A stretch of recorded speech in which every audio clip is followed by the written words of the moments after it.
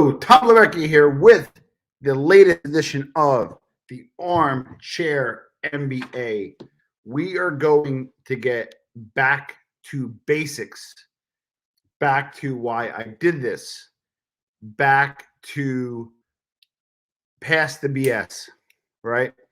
And there's not going to be an apology show. I'm jumping on the Four Horsemen later. You check that out because I want to give Vinny the time and credit they deserve. We're not talking about Tony Pizza tonight. We're not talking about FBS. We are going back to the basics. With that being said, I just got off the phone with somebody who I was fairly friendly with, Johnny Alite. And I got to be honest with you, I'm disappointed. I have interviewed him. I believe I'm probably the person that has interviewed him most in the world or ever is me. We have roughly five interviews together, and let me show you guys. So the first one that I was involved with was back in 2005. And this was a video that I produced. It was not front facing. And it did over 300,000 views on video, and it did about 150,000 audio views. So this did about 500,000 views. What we're going to do tonight is we're going to talk about the story about Tommy Karate, and I'm going to deep dive because I still want to deep dive and call him on his BS. If I find something that's true, I have no problem with that. Not turning my back on him. But if I find something that's BS, I have to call BS. And I just got off the phone with them, and I'd be lying to you. It didn't go great. I'm having a rough week. You saw last night was a rough night for me. At the end of the day, we got into it. And I kind of called him out. So what I'm going to do, folks, is, and you got to forgive me, for the StreamYard, I know how to share the screen and I want to give commentary. I don't know how to look at the comments while I do the stream. So you guys got to forgive me. I'll toggle back and forth for some comments, but let's get back to the basics, okay? So number one, like I said, I started out my first interview that I produced with John Alite, did about 500,000 views. The next one, I did a few other after that, but my next bigger interview with John. Okay. Actually, let's see if I can do a window. 1 second. Just forgive me. I've never really, I'm like a share.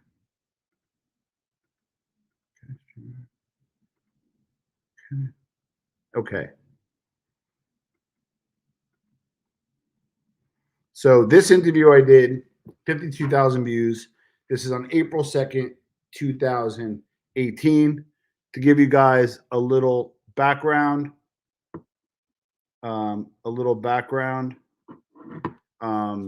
John released his book with I believe Susan Pike, I believe. How do I read the comments? If you could put it below. When you go to video up and playing, click tab back to StreamYards. When you got the video up, click tab back to StreamYards. Okay. So I had the video up and playing, click tab back to StreamYards. Okay, hold on. I got the video up here. Click tab back to StreamYards. I only know this, to be honest with you.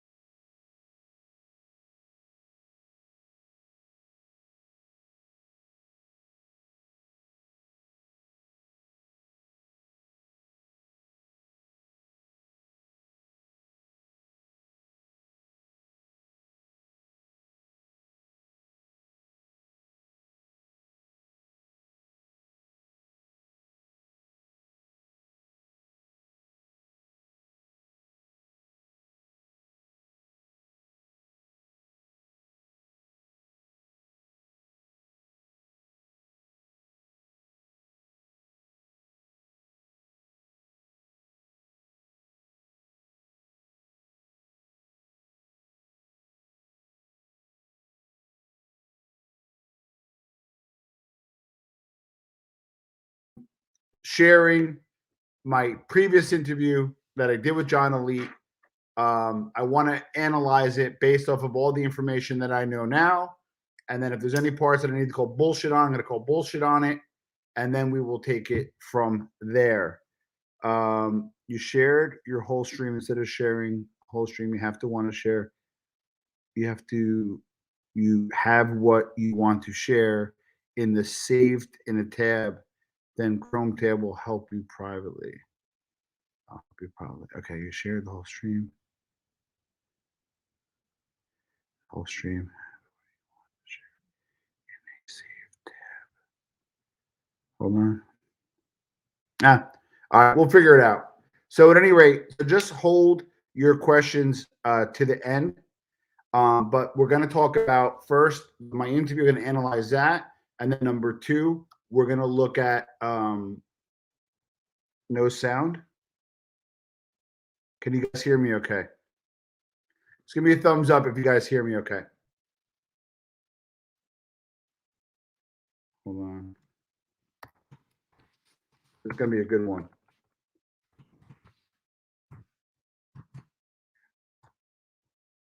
Okay. You guys hear me okay? Just real quick. And then we'll get started. Okay, perfect. Okay. Now, with that being said, without further ado, I'm going to go to the interview. Share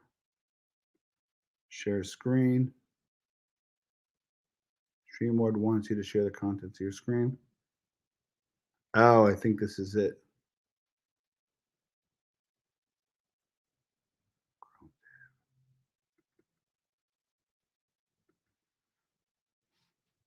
Okay. Darkest Hour, former mafia enforcer for John Gotti and the Gambino crime family. John, how you doing today? Good. How are you? Thanks for driving up from Philly. So with that said, let's start off. So let's talk about some people. Our first video did about 250,000 views. So some people kind of know who you are, some people don't. So give us your formative years, and what makes you you, and how did you get here? How did you get to this point? Okay. So at this point, I've interviewed John before. I knew him well, but a lot of people did not know who he was. A lot of the stuff that came out about him that may be false came out later. So at this point in 2018, his show's not that big. He doesn't have a podcast, and he's not called out as much as he is. He's now releasing his second book after the anesthesia book, and then we'll get back to the interview. Well, this book is by Susan Pike, by the way. This is kind of really what shows what my life was about, and it talks about what it was about. The first book, Gotti's Rules, was while I was already involved with the Gotti family and some of the violence I was involved with and things like that. Yeah, it was a prequel, and this is going to go back to a trilogy, and it's going to talk about this first book is going to go from my infancy and how I grew up, and then you know the basics, and for people. Now, the thing is, what I don't get is he had a trilogy, and as far as I know, he did not release those other books. So my first question to be with John, why didn't the other books get released? Is really how I became so violent and what happened in my life. This book is going to go through some of those things. Well, what are some of those things? Well, I was at age 3. I was already in a basement fight. That was my father forced on me and my brother at the time. And my group of friends and actually a lot of these guys are still childhood friends, are still friends with me, and they know the same stuff that was going on with my brother and me. They were around for it. They were down in the basement, not like we were every day, but enough that they seen that training in life was to be fighters, not to be bullied, not to allow anybody to bully us. So really, that's what my father said. Was it immigrant families that got picked on? Was it? All right. So one of the things with John that, again, I want to talk to him about if he's willing to come on, again, is he kind of did a few different things. He said his father was kind of one thing, another, and that's something that I think I was trying to establish with him or reestablish with him why he got into the life and how did he get into the life. And one in the early interview, it was a baseball coach. Another one was a deli guy. So again, it could be the same person, but these are the kind of things that I want to get back to it and I want to explore. They got shut down by the mob. Like, what was it like? Why? Because don't be wrong. That's important to understand. But I want to ask where your father's at, right? What was the why? Why do you think he was like that? Well, because we were Albanian. We came from a country that was suppressed. And the heroes in Albania are guys like, your heroes talking about, I have a tattoo on my back, a stand up egg. And that to our country, when you fight back and you're suppressed, people look at you as a hero, as a winner. So it's not you win or lose. Eventually, obviously, Skanderbeg gets killed. But he didn't succumb to anybody taking advantage of him. And I think that's what resonates with my culture, that I won't bow down to anybody. I'm a guy in Albania that got involved in the mafia family. And the mafia world, it's all Italians, and I survived. I'm still surviving. I said, if you place for these guys, especially a guy like the Gottis, because they're very verbal, in my culture, in Albania, and I don't think he'll last 1 week if I give him that long. So you can't go by talking, you got to go by actions. And I was aggressive. Okay, so this is important. Okay, so we're painting a picture of culturally suppressed culture kind of fighting back. Now, 3 years old, what are some other stuff? What are some challenges? Because let's start the table here. For you to did what you did with MDNOs, money business, but you can't be 100% like okay to do those. Let's call it what it is, right? That have been something that laid the groundwork to make it okay. So what are some other things that happened that kind of made you into a shooter? Well, one of the biggest things I talk about is the Catholic Church and being molested as a kid. I mean, when you're molested as a child, and like me and some of my friends, I guess there's anger issues, and I guess there's things that you're going to learn about 10 years old. Hold on. Are you guys going? You guys are still getting an echo? Let me know. I really want to watch this with you guys. Kind of going back to the basics. I think it's important to call this guy out where we need to. Respectfully in a way. We don't gotta start another mob tube war, but it's got to be done. So I'm gonna play it now. Hold on. I know John for a number of years. We never talked about it. No. Nor was this in your first book. No, it was discussed when I went in and I spoke to different agencies.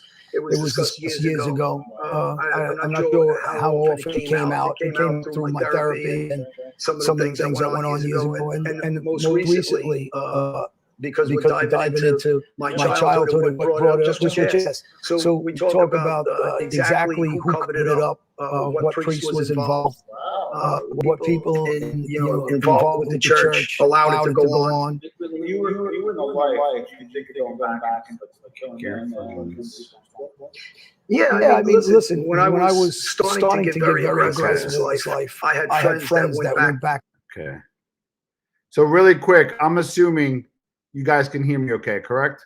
Just confirm. And then what I'm going to do is I'm going to get my headphones, and then I think that'll help. Give me 1 second, guys. I appreciate you hanging out. Rob Lito, tell them a good story.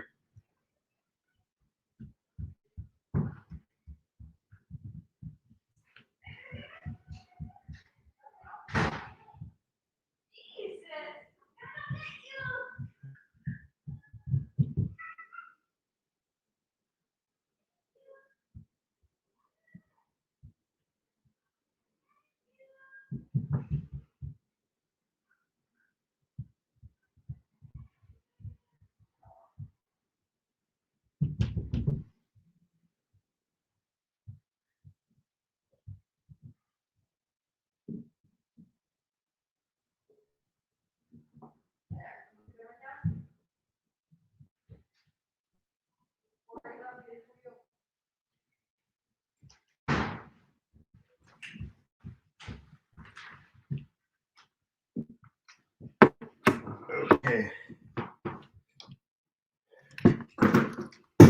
Always fun to do live.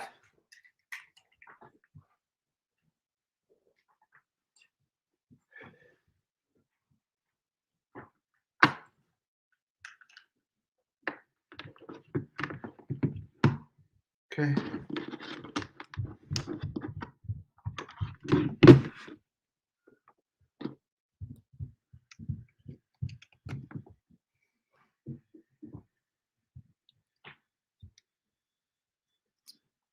Can you guys hear me okay? Just let me know if you can hear me okay.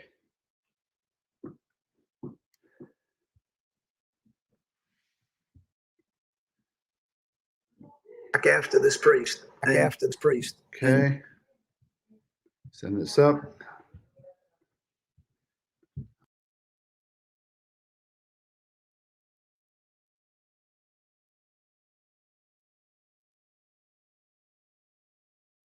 No, they're not street guys. They were just nice guys. And I asked them to go with them, and they didn't want to let me because they knew I'd kill them. Yeah.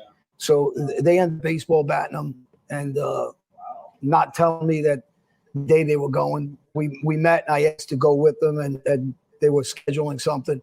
But they ended up doing it without me, believe me. And the thing about it is these guys aren't street guys. They're nice guys. But when you get molested, you get some of my friends were raped.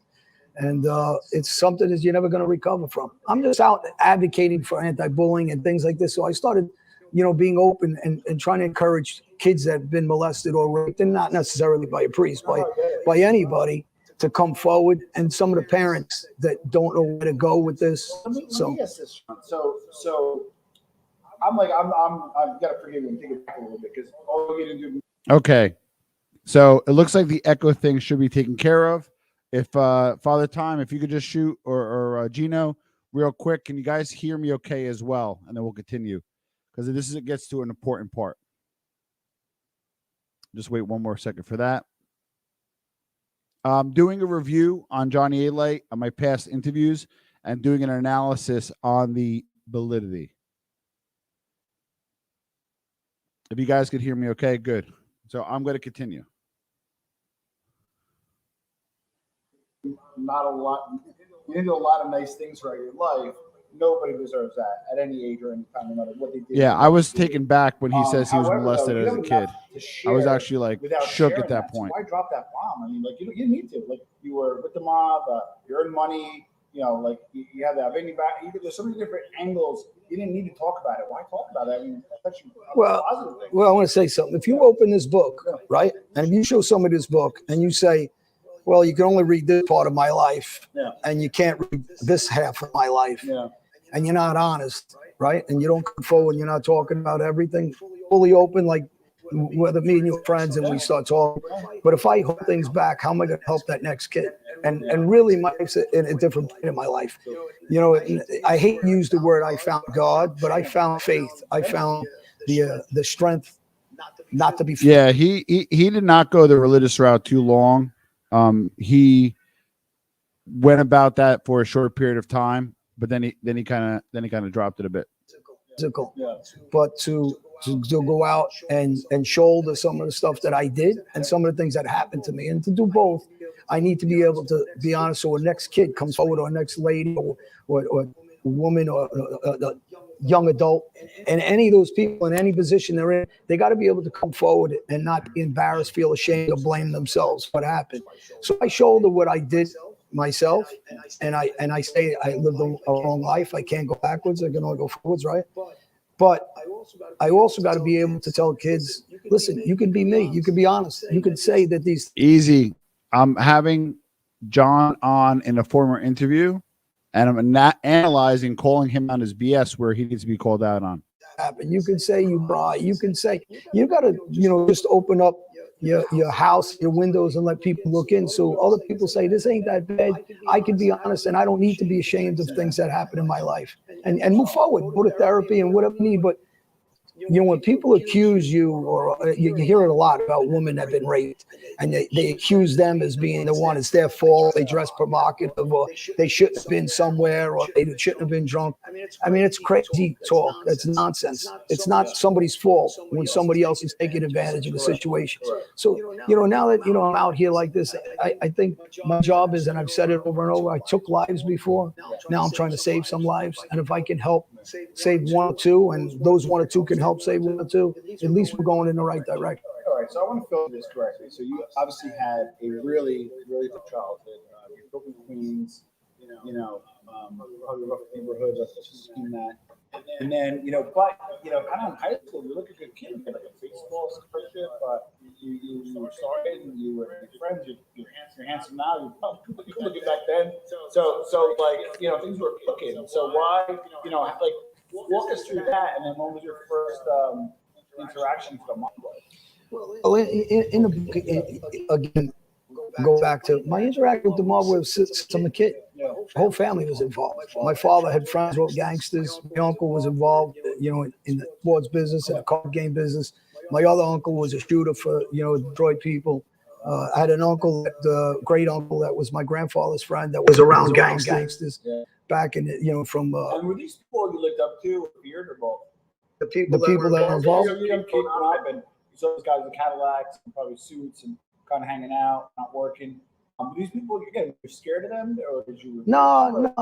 I don't think I scared them. I just was scared of them. I just think I looked at them as a kid because they were pleasant to me. They were always friendly. They were always, nice to me. They were always throwing around money. So I seen a lot of all the good things about the world, but I didn't see the underlayers. Yeah. And that's what most kids don't see, the underlayers. But I was exposed to them in every aspect of my life, which drew me to it. Yeah.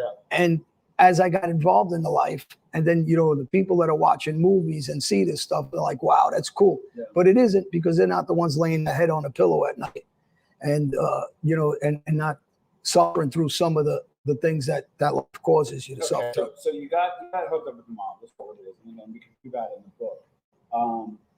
But what were some of your first things you had to do to prove yourself? As a kid, you look and improve yourself. It's not really so much that if you're my boss, or if you were the guys calling shots, you don't really have to ask me to do much. I'm looking to volunteer to do a lot because I want to be part of that. I want to be ingratiated.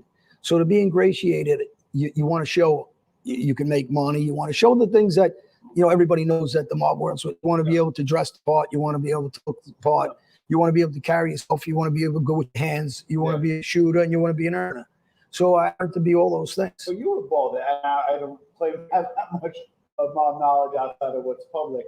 But with that said, as I understand, there's shooters and there's earners who were bald. What's a shooter do? What's an earner do? And how are you in the review that was bald? Well, one of the things I did that most guys didn't do, they wore masks. I never wore masks. I used to tell everybody I want them to know it's me.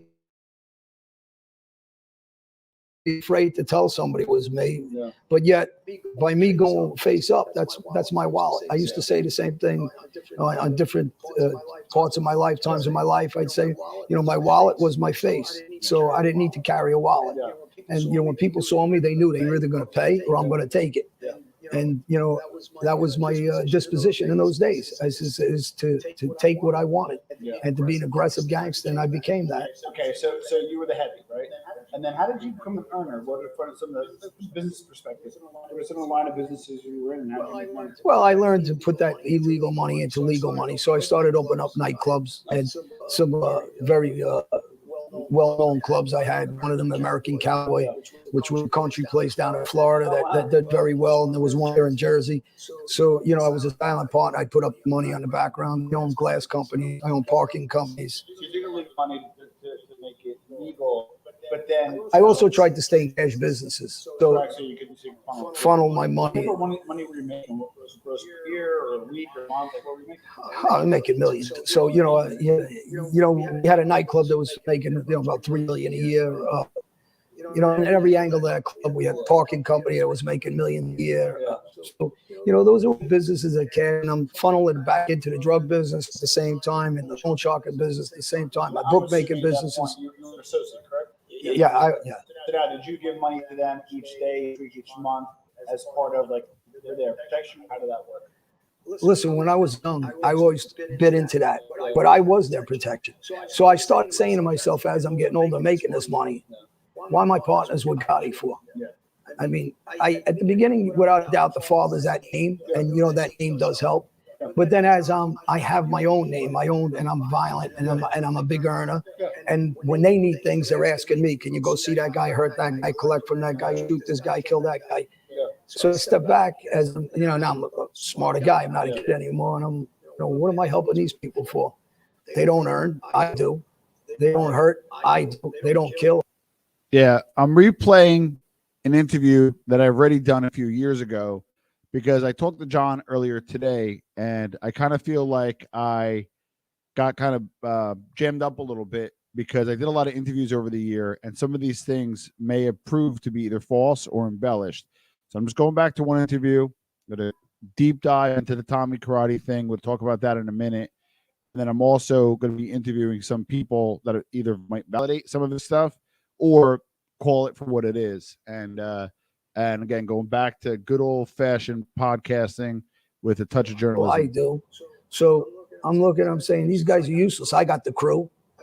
I got these guys on the street that are answering to me. I got all the guys that are from the streets. They got suit and ties that are useless.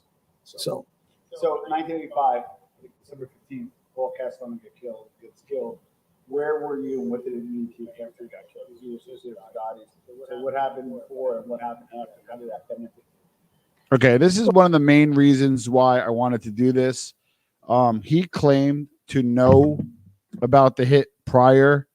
I got to call BS on that, John. If you're watching, I doubt you are. That's something I got to call BS on. But let's see his answer. Well, once Paul gets killed, I believe it was 16th actually. But when he gets killed, I'm having dinner with another mob associate that was a well-known guy from the Lucchese family that was a hitman himself, and he was a guy that was aggressive since he's a kid. And we're eating dinner, and we knew what was going to happen. What did you talk about at dinner? I got to tell you, he taught me how to, a nice guy, and he taught me how to be aggressive but quiet. Okay. And, as a young kid, that's what he talked to me about. Well, he would talk about these things like you would talk about baseball. He'd give me advice how to behave. And even as a young guy, he would down the guys. He didn't like them. He said, they're too boisterous. They're bad for you. I know it's going to end up, biting in the ass eventually. And, he was right. And guys, that are in the life, the old timers, they foresee this stuff. Because, in this life, you got to be quiet. You can't be loud and boisterous. It's the worst thing you can do for yourself to draw attention to yourself. So these are the things he discussed with me. Okay, so back to Gotti. Paul Castellano gets murdered. The Gotti regime comes in, I guess, a few months after. What did that mean for Johnny Lake? I was close to the Gotti family. So supposedly. Okay, so this is where it gets a little tricky. So, I think nobody disagrees with that he was with Junior on record to the early 90s, maybe mid 90s. I don't think anybody has a challenge with that. But the question, though, is in 1985, how old is he, right? He's probably, 10. I think he's 10 years older than me. So he's probably about 20. He's an early kid. And let's see what he had to say. It meant for me that I was going to start making a lot more money. And that never happened. Not on their end. They didn't help me make any more money. So what I saw was the first real part of that I was looking at was first crack in the armor. Yeah, it was the first time that I really seen exactly what you're saying is they're full of shit. Yeah. That they're not going to share the wealth. Yeah. They're going to ask me after the hit of Castellano to bring as many guys as I got, keep them on call, and bring guns to our club, which we weren't allowed to do. And so I started carrying more often. I assume afterwards there'll be retaliation. Yeah.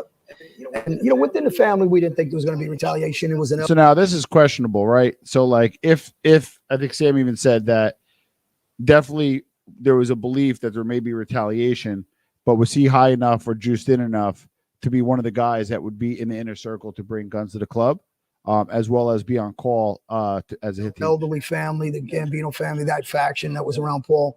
So there was nobody really left to do any work for any kind of faction that was going to come back at us.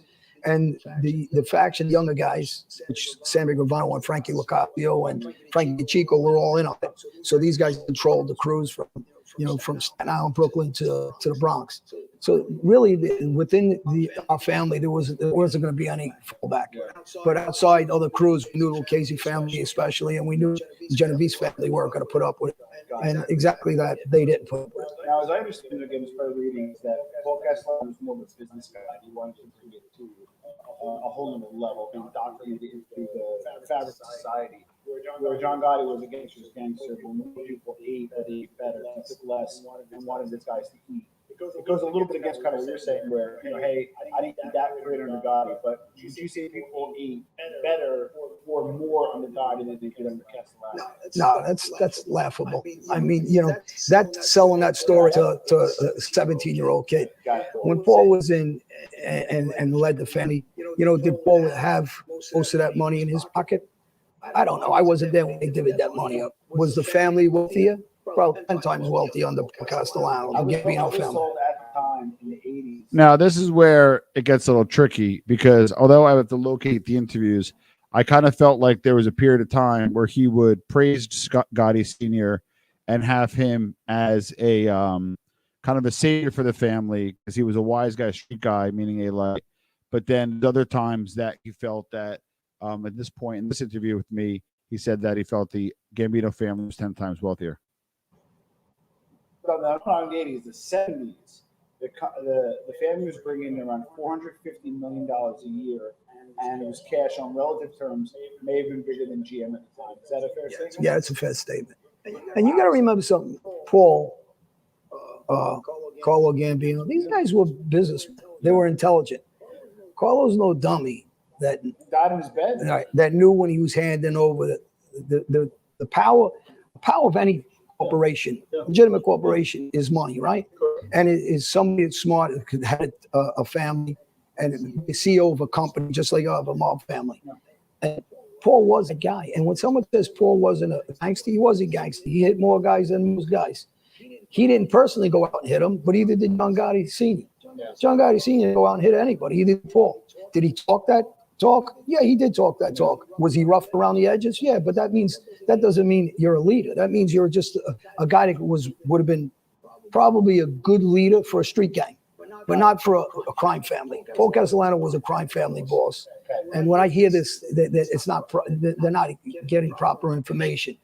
If you go back and see how many guys Paul had hit while he was in reigning as the boss of the Gambino family, you'll see that it's accurate that Paul hit more guys. Okay, so what I want to ask you is, okay, so we're in the 80s, late 80s, early 90s, making some money with the Gottis. Now, I have to tell you, John, and I got to be very fair, and I am with John, but also I have a right and obligation to the audience in theory. I'm growing, but I had you on last time. I got a lot of shit. I'm going bullshit here, right? The first allegation is that you never knew John Gotti. So I had to ask him back then. This was before anybody else kind of asked them, and let's see how he answered. If we want to do a comedy show, I says I'm willing to talk about. Okay, let's go into that. Yeah. Because if you watch the A&E tape, Gotti Sr., not that is any big deal that I'm around Gotti Sr. or not, because I think he was a rotten boss. And not that I think through history it's proven he's a rotten boss. But you'll see me walk out of his house on A&E tape, coming out of his house. So that's the first falsity by the Gotti faction. Yeah. Second, I'm picking up Gotti Sr. from court. That is a famous magazine, Vanity Fair, where I'm picking it from court. So why is this guy that doesn't know him getting in a car with me? I says, then we're rolled over by maybe 30, 40 cameramen because they think I got a gun on me.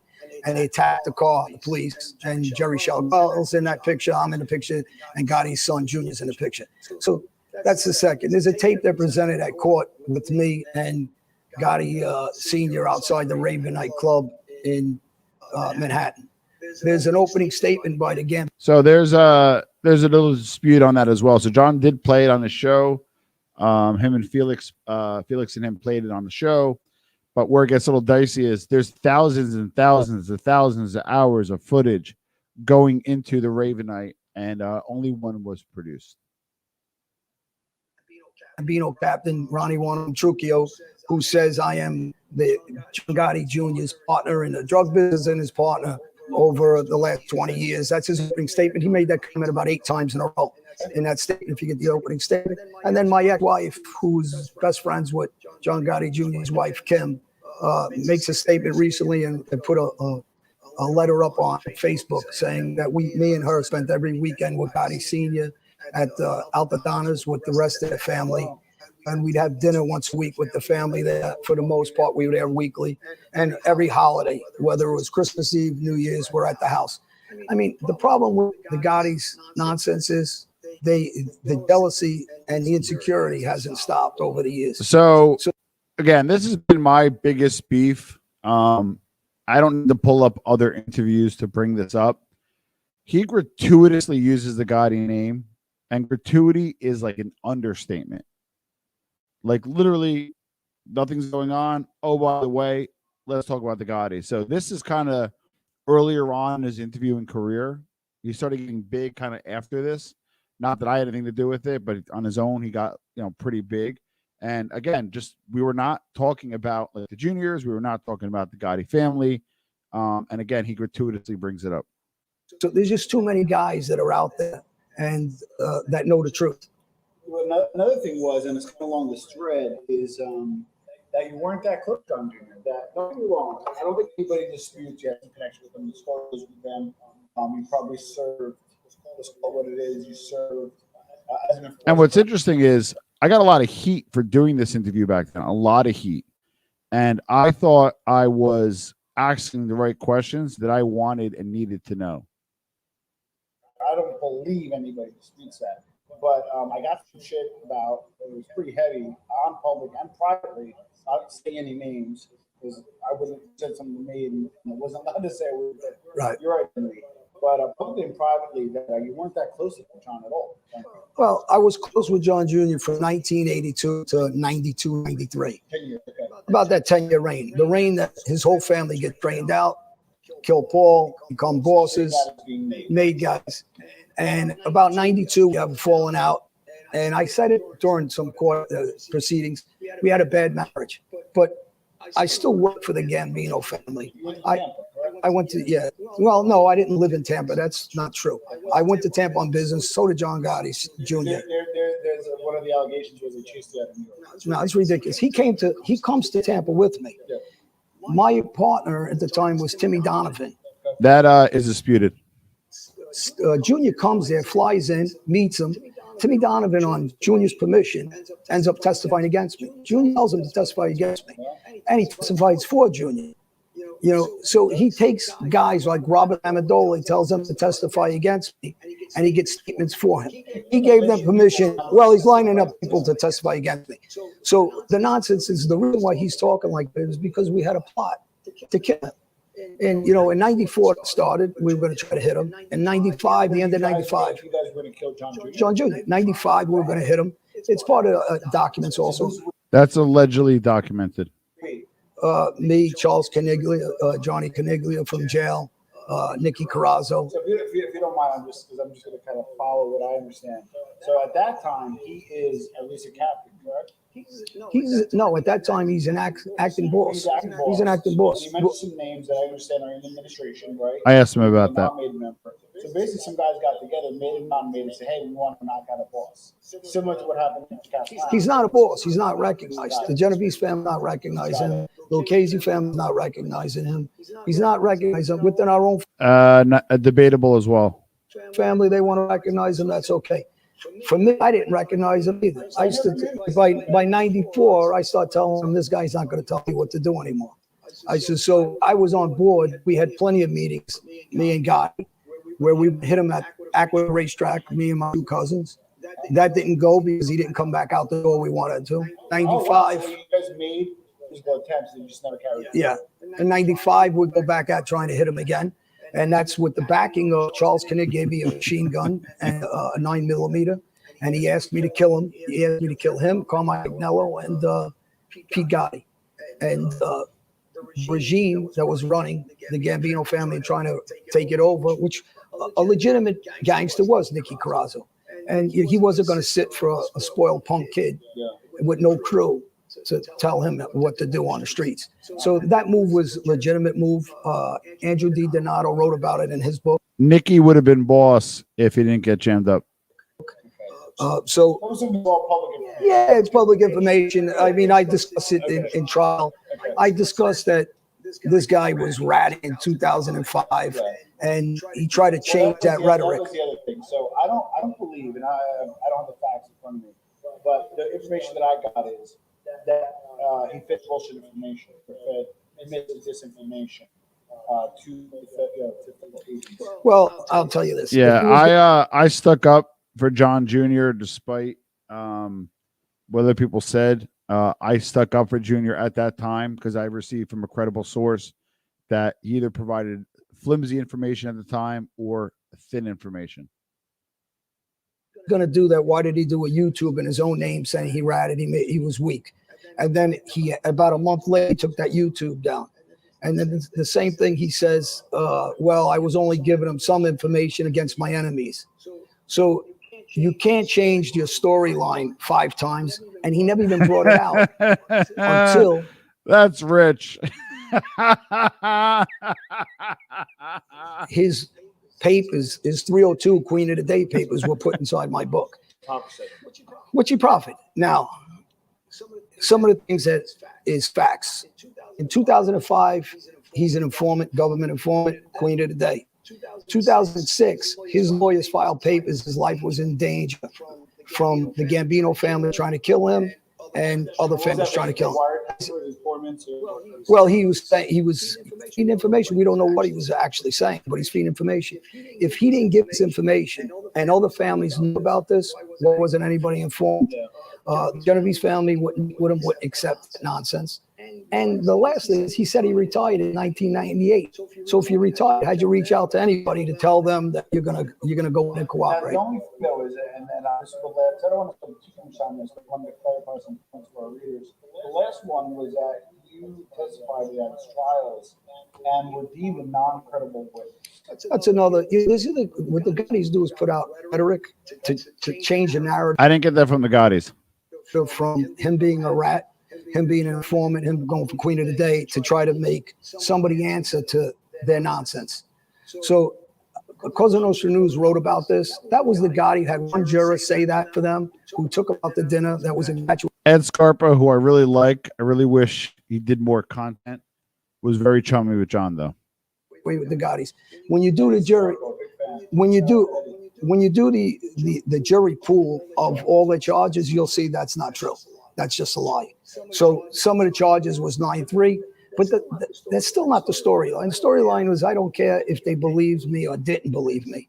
That's 10, 12 jurors, but they happen to believe me. So the storyline is I'm testifying against a guy that was already giving up information against me, the Gambino family, and other families, the Philadelphia mob. As I understand, I'm not defending anybody who did a 302, but my understanding, it was a very tight scope of the 302, and it did not involve Johnny Alite or anybody outside the Gambino family and or associates. And anybody else you could talk about. But this was at a time, though. Well, we talked about this, I believe, on the first interview, and we talked about it offline. When was like kind of the mob really strong, and then it'll be money's whatever. When did it die down? And then why did they put up with this nonsense? Well, administrators kind of respectfully, I don't want anybody to get killed, but it just seems that like the old days, this never would have happened. So when things died down, and when did all that come about? Well, you got to remember. See, I don't know. Here's the bottom line: is this: if the mob, for them to put up with what God did and go in and as Queen of the Day. So again, wanted to talk about the state of the mob post Gotti era, and he drags Junior back in, and not kill him, hurt him, or chase him, do something to him to show power. They showed nothing. So there, as my way of thinking, the way I grew up in the mob world, I don't have respect for him. They allowed that guy to do this. When guys tell me, well, you're publicly out there speaking about, helping kids and you're against the street. Obviously, if they can't take care of business with Gotti going in, and he's a made guy, and he's one of their own, and I'm supposed to be an outsider Albanian, stepped in and strong-armed the Italian mob. Well, why would I have fear against guys that can't take care of this guy? This is a guy that's running around as a crime fighter these days, and this is a guy that was involved with their uncle, Vinny. Oh, my intention is to get John back on, but doing some research first, and I'll make it interesting. He would have raped murder. So when they're allowing these things to happen and they're okay with it, I got to say to myself, well, I guess the mob's too strong. Because when they shut this guy down for the way he talks and the way he behaves, and this is going on over a decade, Well, as my understanding, and again, going by what I read, I read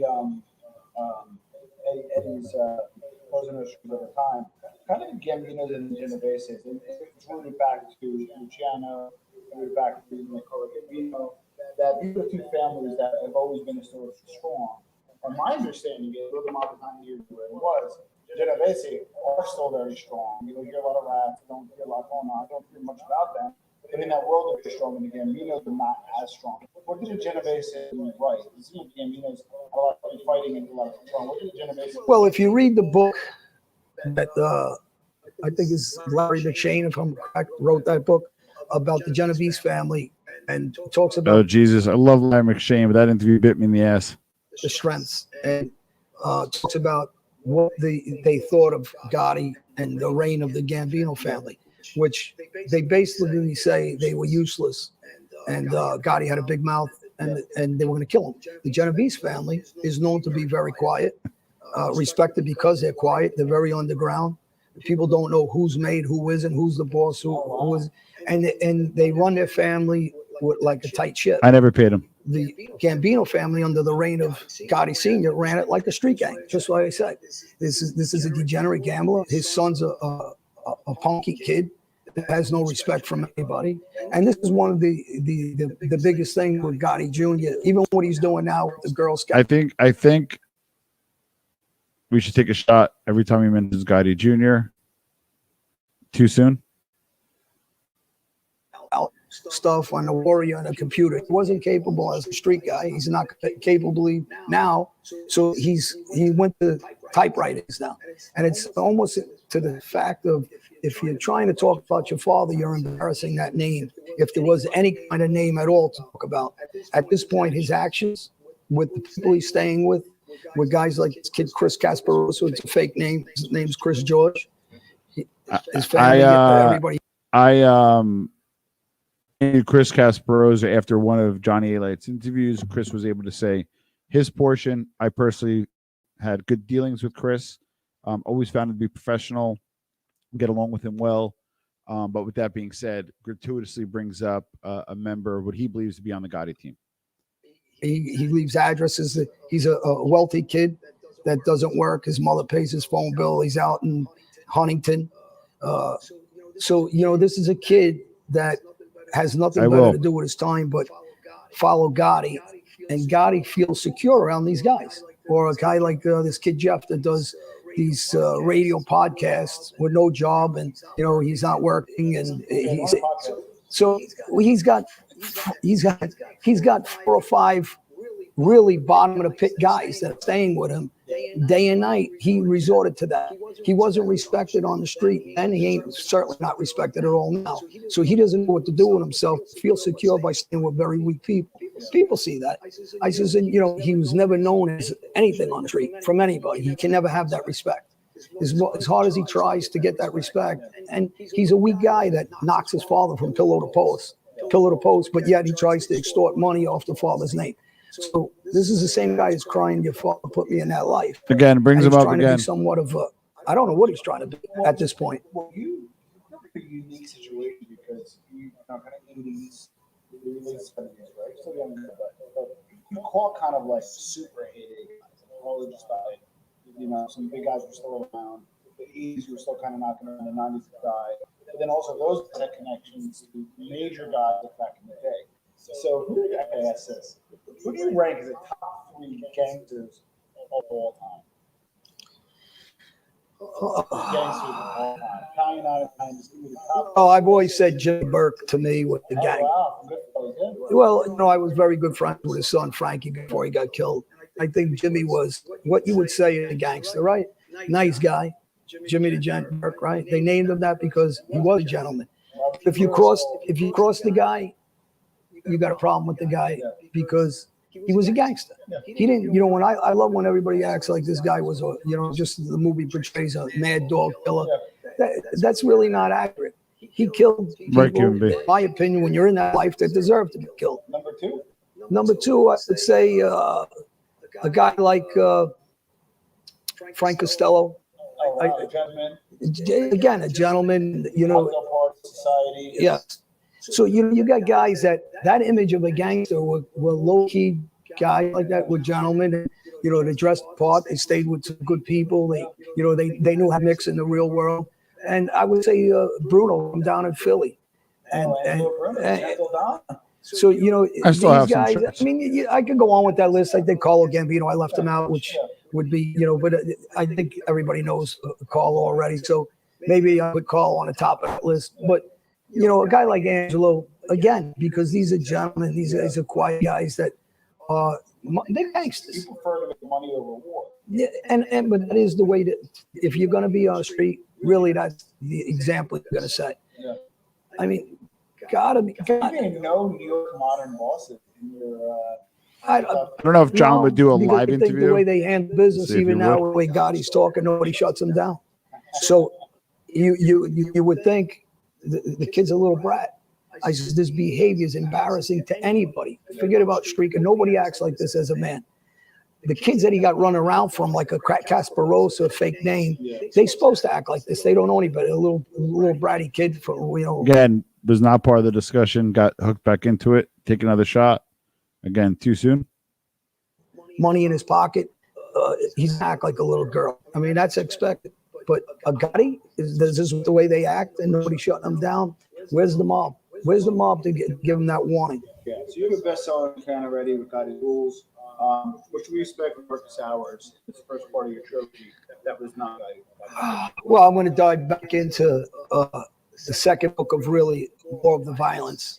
And what happened, the third book will be me running, going to about 20 different countries, connections with all bosses. Yeah, because you were like, really, forget about, but getting away from the Italian mob. You were in Brazil, Colombia, Cuba, like you introduced into cartels and other mafias. The cartel moved me around when I was on the run. So how did you get hooked up with? Well, it's a small thing. You're not gonna bodega and get hooked up with the local cartel. You got to remember something. I wasn't more of an international guy. These guys are local guys. They don't leave their neighborhood.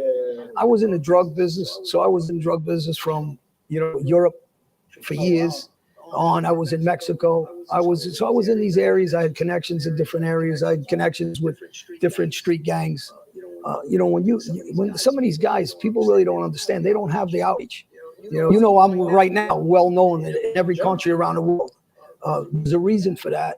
And one of the reasons for that is because I treated people right. I might have been aggressive towards the people that screwed with me, but anybody that was around with me knew we made money together, we had fun together, we socialized, and it was more about living. I live. That kid still doesn't live, Gotti. He doesn't leave his neighborhood. He doesn't go anywhere, has no friends, no social life, no clothes. Another shot. He dresses like a, so these are the things, these insecurities about this guy will make this guy the rest of his life look in the mirror and want to be. He ain't going to change that because he doesn't have anything going for him. Hate each other. I don't have. No, I'm going to tell you why. I'll cut you off. You're a good man, Ron. I'm the first guy. I don't respect the guy that acts like Again, simple question. Why do you hate him so much? this. Forget about it. If you just shut your mouth and act like a man, I would tell you I don't like him, but that's it. Shut your mouth. How about this? For $1,000 in super chats, I'll do the same analysis drunk. Move it on. Is there any chance for, let's just say their camp calls me after this interview. I doubt they will, but let's say they call me up and say, Tom, I'm willing to sit down with John publicly or privately, bury the hatchet. We're both gentlemen, and let's just I'm done brokering peace treaties. kind of square this away. Do you think that will happen? That punk, and I'm going to say that word very good, that punk, I would never be his friend, never respect him, never like him. Didn't like him then. When we come back to the table, you just sit down with him. Never. I got nothing to say to this guy. To me, he should wear a skirt everywhere he goes. Everything my father taught me about trying to be a man and behave like a man, Now, how do I respond to these things? be a gentleman, this guy has to learn one thing. And there's one thing about his father would never act like this. His father would never put up with this. And if his father was home and alive, he would chop his head off for this behavior like a little girl. It's more than disgusting the way this guy acts. And any kid that watches this, you don't have to be a gangster. You don't have to be a CEO. You could be a lawyer. You could be a construction worker. There's nobody's going to respect this behavior like a child. This is worse than a little Girl Scout. I never seen anything in my life. No one has to this extent that a guy runs around the way he does, like a bitch. There's no other word for this guy. And you one regret. Yeah, that was awkward. I tell everybody ever before I change my life. I said, and I'll always say it. I wish I took his head off back then. I said, and I'll always regret that. I wonder if I gave permission for MRE to do one on this. He'd have a field day. And I would make my peace with God back then. I says, but the guy's no good. I says, because he doesn't act like a man. And that's really, I'm not saying anything that everybody in the world is not watching. I just, because this behavior is just so disgusting. And he's teaching kids to do this nonsense. This is what you want to do as an adult, try to teach these kids what? Never heard that. This is what you do. You stay behind a computer and you got a couple of bucks, you throw it at guys. You got to remember one thing this guy has done. And make it very public because so people know and everybody over there knows. Kind of that's a point. Trying to lock in a period of time where I did a good interview with him, I thought, but then now look back and say, hey, you know what? Is it true? This guy filed papers. This guy's filed papers to 3 government agents. Tom, you got to understand, the guy's a weasel. The guy will never sit with anybody. The guy hides behind walls and fake names and fake computers and fake Twitters. He's not a man. No man does this at this age. Forget about a gangster. I mean, the guy's behavior is a child, a brat, a bitch, everything I said. This guy has filed papers with the United States government. He filed them with my parole officer, my parole officer's boss, my judge, everybody that I'm going to kill him, he says. He has people filing cases against me. Or he said that John Clay is going to kill me. Yes, and he has guys on his behalf. He hired his attorneys. One was my brother at one time. And he asked him also to say that he heard me say I was going to kill him. And he told my brother the same. I know he's Junior's strategy of leaving him alone seems to be working. Going to kill me. You need to sign these papers for me so I can have him locked up. He also asked the guy, Jeff, that's suing me on his behalf with his attorney also. He brings his attorneys defamation. Now, this is a guy that works for me. No. Damien, it's funny. I thought of you. I was going to maybe next one, because I have a few interviews with him. Maybe have you jump on, give it an analysis as well, like a kind of a co-host thing. Because I don't know, this I watched. I'm kind of holding back a little bit, but yeah, this was an interesting interview. No, I don't. I don't have an issue. The issue is with Gotti hiring people to harass me. He's hiring people to come by the house and stalk me. He's hiring people to write. I don't know about that. Computers. He's writing on computers. I'm faking. This is child behavior, Girl Scout behavior. How can I respect anybody that does this? John, so how can you find this book? I'm assuming Amazon? Yeah, the Amazon, I guarantee John Gotti Jr.'s got it in his house. Call him up and ask him if he write it. Again, the plug for the book, the closing of the arc, closing of the long form. Where can we find the book? Brings up John Gotti Jr. again. If we did a shot game, last night would have been Child's Play in terms of drunkenness. So on Amazon and certain Barnes and Noble, the usual places. Yes. So look out for The Darkest Hour, former mafia enforcer, John Gotti, and it's you could go on my website, johnalikedarkesthour.com. Okay, and then one last thing is, and we're going to be talking a lot more because you're a friend in theory. What's some of the advice you have to younger folks listening to this? Because I have to say, the mob has waned down. There's other types of kids in different neighborhoods and backgrounds that will get hooked up with a gang in MS-13. Ooh, 360, 400 would be nice. Gangster in a sense, right? Maybe they might come from a different culture background, but the same shit, and they're not great people. What do you say to that person who's thinking of joining a gang and getting in? Genovese. Lou Romano is a writer and a friend of mine, and he's written a book called Zip Codes. And that's exactly what it discusses. The area, yeah, it's kids that are from different aspects of life and areas. And my message is simply positive message. There's so many ways to live a right life and to follow a right path. Go to school. What about, we had a little game. What was mentioned more? The word Gotti or kids? Become a truck driver, become a construction worker, become an attorney, an engineer, a ball player. But life's short, right? Live the right way, have fun, enjoy your life, get married, have kids, whatever you want to do, whatever your passions are, travel, but don't live the street life. There's nothing but pain. Here's something interesting. I'm going to get a plug is we are working closely with Disrupt Digital, and they're actually setting up coding schools in Puerto Rico.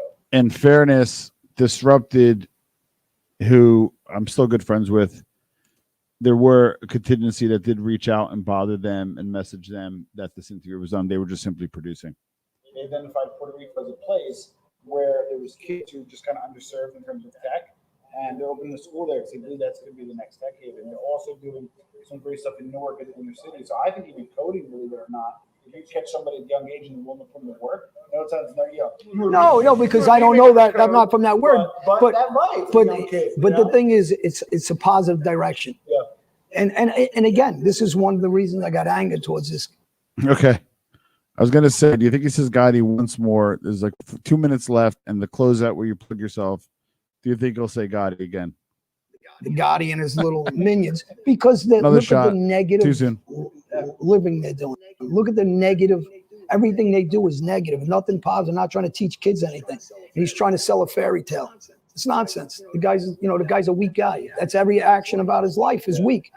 Listen, you got to say it because it needs to be out there. This guy needs to be embarrassed for the way he behaves. And the weak people he keeps around him is just that, because he's so weak. He can't come forward and sit in front of anybody. He can't talk about his 302. As I mentioned it once. No, it should be him.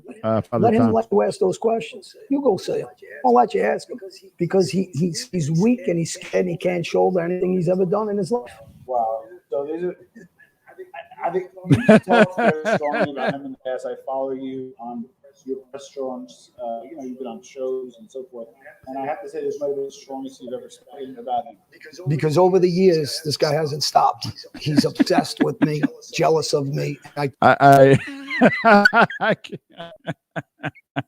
told you the reasons why. I could go through a laundry list of things. But the guy won't go on that show. Let you ask those questions live. But he'll want it on his home ground. He won't let you ask those questions. He wants his lawyer next to him. He's just a weak guy that can never stand in front. So you're my guy. You know that. I'm friends with you, but I have no problem asking. Does this little beef sell you more books? Come on. If I mention his name. You think mentioning his name, does he sell more books? Let's see what he says. He might sell you more books. He's got to tell you. I'm going to tell you what. If his father was sitting here, yeah, it would. Him, he's got no following, nothing. That's all he does is talk about me and his father. Go look on YouTube, go look at my shows, go follow him. Everything he does, he tries to attach himself to me or his father. We should have a little fun with it. We should Google Johnny Alite's interviews and see how many there are, and then look up John Gotti Jr. interviews, and you probably won't get past 2 or 3 because I don't think he does a lot of press. Because he's not a man. Everybody understands that. Well, listen. John Alite, Darkest Hour, first part of the 3-part series. SC Pike, John, listen, as always, thank you for being on the podcast. Appreciate it. And thank you for being on the show. Thank you.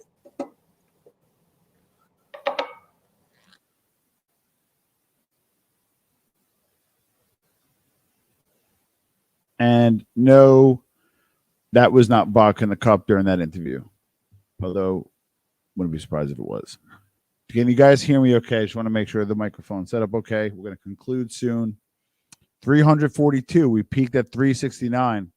Would have been cool to get 400. But nevertheless, I'm going to drop a link. Somebody wants to come in and give a quick analysis. Going to stay on for another 5 more minutes. Got some other stuff to do. I'm jumping on with the boys over at the Four Horsemen. Bay 8th, if you want to jump on real quick. Whoever's out there is welcome to jump on. With that said, next up is going to be allegedly John Alite. John Alite robbed a drug stash house of Tommy Karate. Common sense, give me a second, buddy.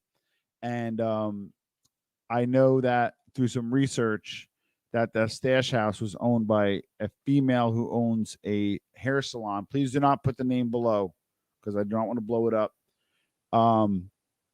In Howard Beach. I'm going to reach out to her if I can respectfully, see if she's willing to not maybe talk on the show, but just confirm that John did rob Tommy Karate. The reason why I bring this up is 5 guys were sent to kill Johnny Alite, and I'm going to get this verified as well. But working knowledge is he did kill 3 out of 5 guys that did try to kill him on his home, at his home, on his estate in New Jersey. 3 of those guys found up dead, and 2 scattered. And again, I also have somebody on the hook as well who's going to interview them as well. Common Sense, give me a second, buddy. I'm going to have Joe come on for a second first.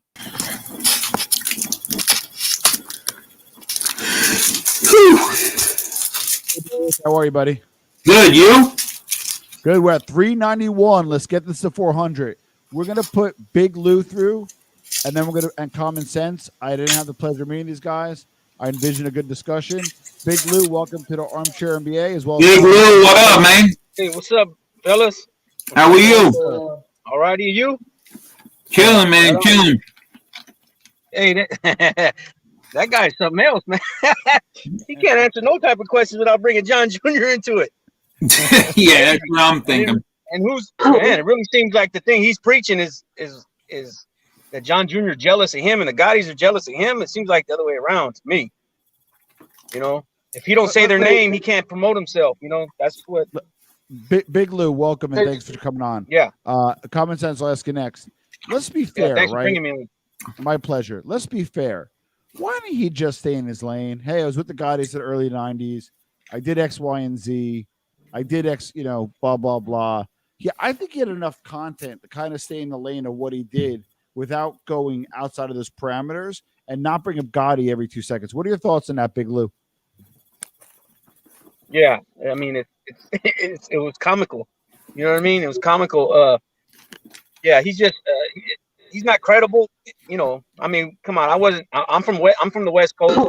I mean, but obviously, there's still a life of crime out here, and there's still a code of the streets. You know what I mean? And yeah, he's just not credible. You know, and if he stood in his own lane, and he talks about preaching to these kids, but yet. Mm-hmm. To me, he goes in there all G'd up, all dressed real nice, in these clothes, and he's still giving the wrong impression. You know what I mean? Yeah. If he stood in his lane and really preached what he's talking about preaching, he would go a lot further, man. He wouldn't get all these threats. People wouldn't be on his helmet, and he doesn't help being friends with that other bozo, Borello. Gene? He don't really. I don't think he helps either. Yeah. You know what I mean? But if he stood in his lane, man, Tom, you mind if I chime in real quick? Yeah, Common Sense, welcome. Sorry about that. I didn't mean to welcome Common Sense. No problem. I just wanted to touch on something that you just said before you let us on here that, is pretty aggravating. Have you read John Alite's first book, Gotti's Rules, cover to cover? I read it, candidly, and, I read most of it. My recall is not as strong, so I read a lot. I'm getting older, but I did read it, yes.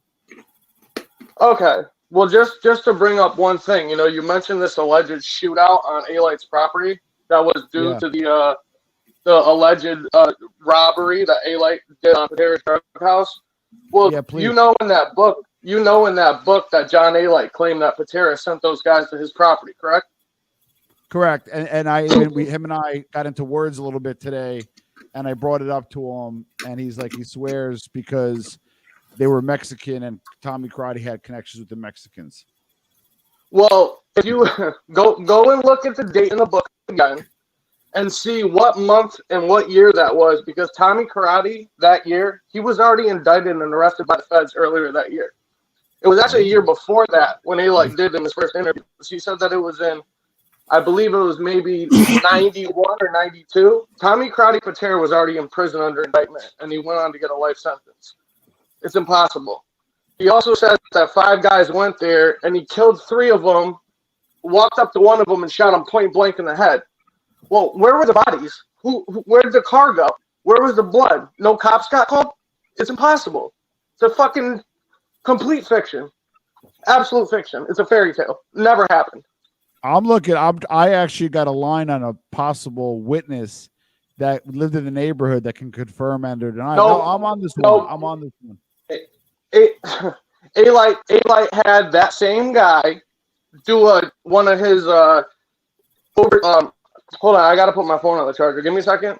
I don't want it to die. It'll shut off. While you're charging, because I'm being very serious about this.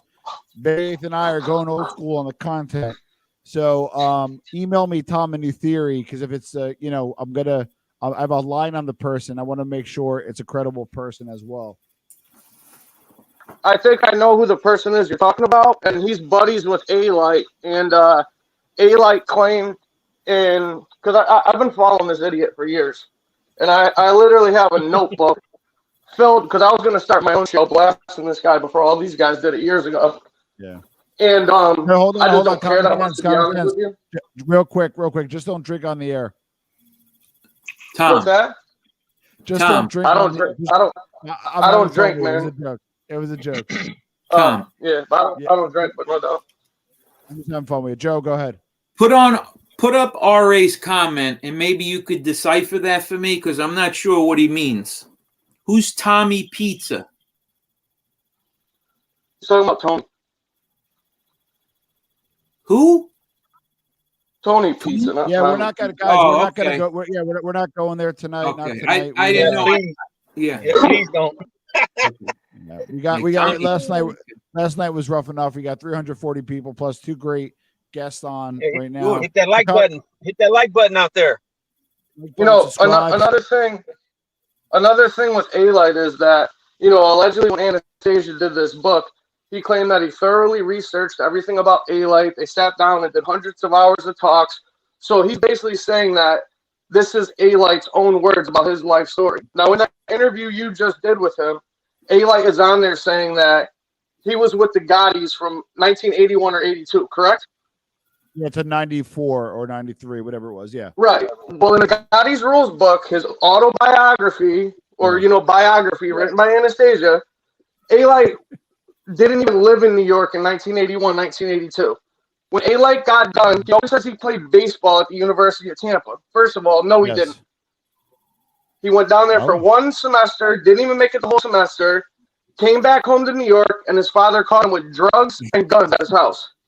His father then sent him to California in 81, and he was there for about almost 2 years until 1983. He got into a bar fight or something and stabbed a guy, I believe, and he came back to New York. And in his book, he talks about all of this and says that in the summer of 83 or 84 is when he met Gotti Jr. for the first time. And he didn't start doing business or do any deals with him until a year after that, which was 84 or 85. Go read his book. It's in his book. I'll pull it up. So once again, everything the guy says is contradicted by his own words. You can't believe anything that he says, and none of it holds up ever. None of it. Interesting. What do you think, Big Lou? Yeah.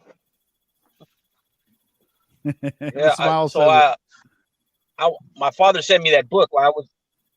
Yeah, my father sent me that book while I was away on vacation. If you catch my drift, right? And as soon as I started reading, we call those Italian. We call them. I don't remember too much of it because it was just so much. No, growing up, we call those Italian vacations. Oh, where's his father? Oh, he's on vacation. It was all the Italian dads. So it's kind of like we called it the Italian vacation. Yeah. Yeah, we say that over here in the West too, in the West Coast. Yeah, we say that joke, Yeah, but anyways, once I got out, I seen him on social media, and even more so, I was convinced that he's full of shit. I mean, you're just not out there killing all these people and all that, and you're just walking around. It's just, come on, it's not. And then if you look at all his victims, majority of them, they're not even made members. You know what I mean?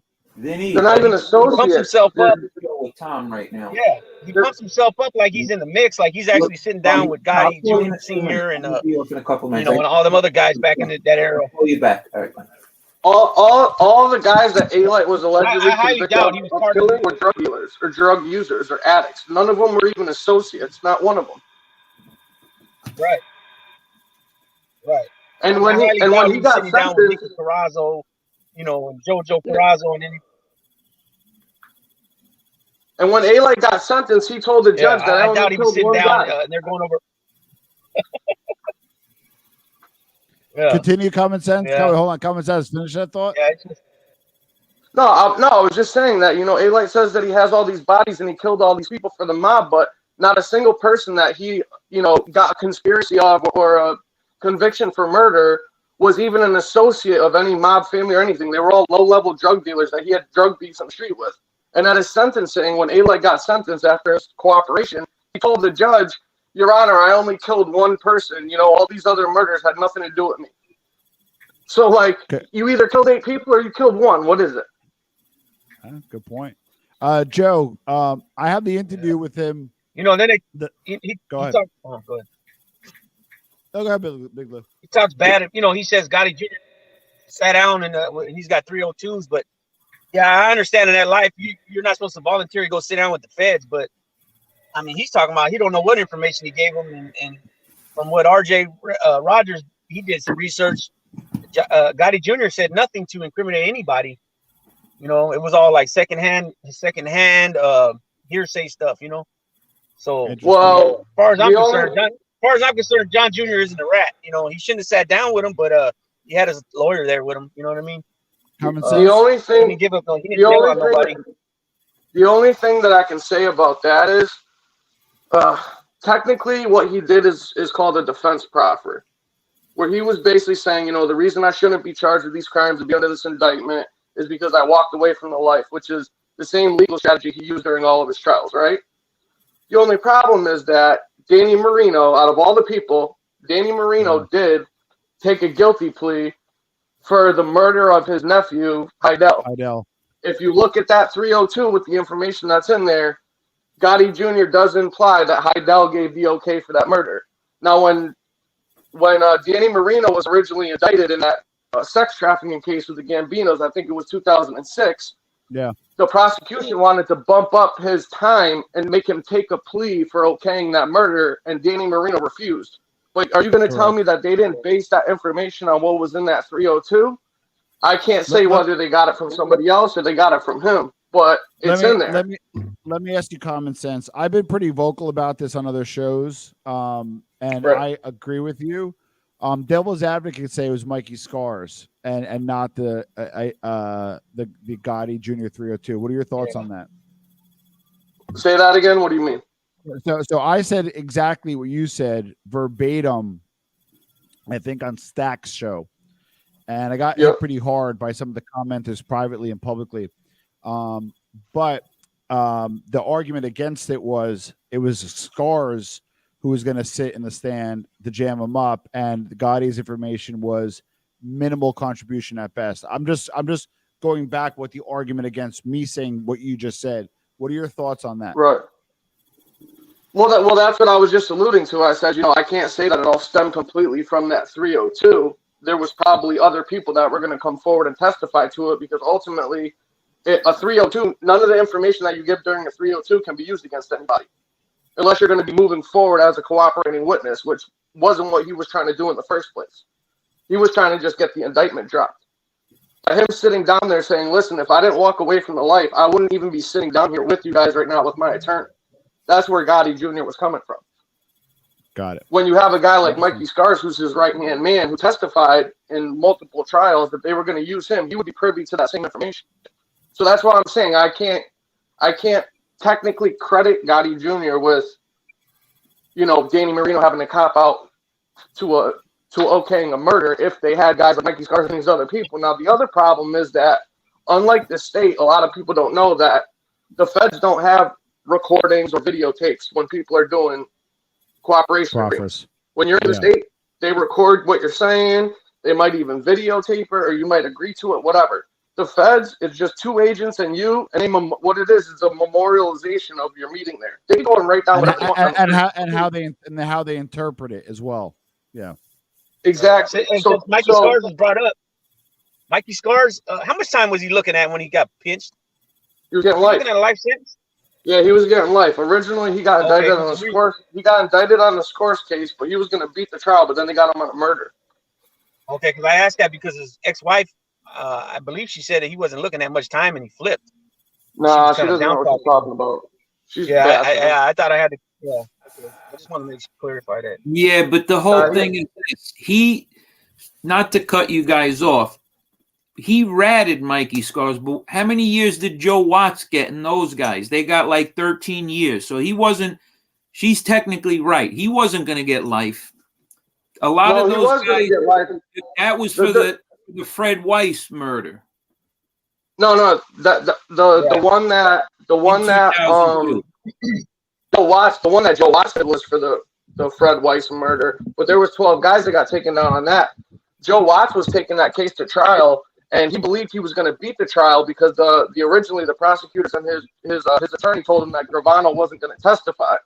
The morning before Gravano was said Watts was going to go to court, Gravano was there waiting to testify. The minute Watts found that out, he said, I'll take the deal. And that's why he only got 12 or 13 years. But what I'm saying is all the people that were in that indictment, how much time did they get? What was that? Did anyone get life? I'm not sure. The highest was 13 years. She knows what she's talking about. He was facing life, but he could have copped out to 15 or maybe a little more. So that's probably more closer to the truth. No one got life.